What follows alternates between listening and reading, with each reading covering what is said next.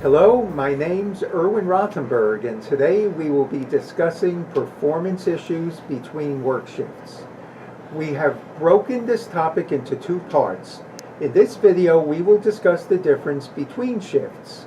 The next video, we will continue to discuss strategies for solving shift-based problems. Have you ever noticed that when you work a different shift, it almost feels like you're working in a different lab?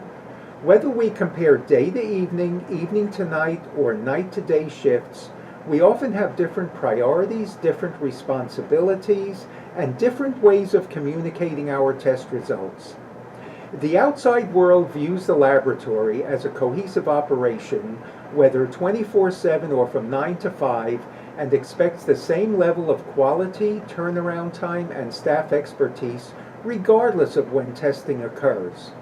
Of course, while many laboratories are busiest during the day, especially those that serve physician offices, group practices, and hospitals, there are many that are busiest in the evening or on the night shift, such as reference labs or walk-in ER clinic labs.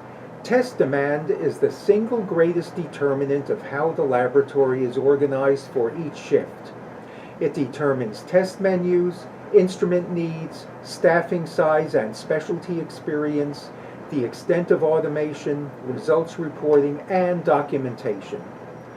Based on these factors, determinations are made as to when it is best to perform instrument maintenance, calibration, quality control, performance specifications, and staff training. Of course, just because another shift may have fewer staff, a limited test menu, and a different set of priorities doesn't mean that there should be any less effort to ensure that the staff is properly trained on any changes to the laboratory operation.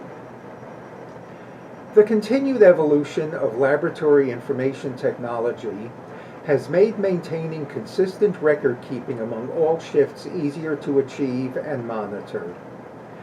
However, despite these advances in technology, we cannot overlook the need to constantly monitor staff competency, especially for those who work alone or nearly alone on their shifts.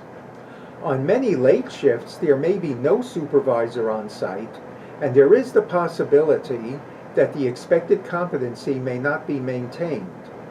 Also, over time, each shift develops its own culture, and in small ways may individualize how some procedures are performed. Now, since each shift is part of the daily continuum of the laboratory operation, when problems occur on a particular shift, it is important to determine if the problems are centered within the shift or are interrelated to the shifts that precede or follow. Some of the many factors that need to be considered include those related to personnel, shift-specific policies and procedures, how internal and external communication is conducted, and if management is providing consistent guidance and resources needed specific to the shift needs.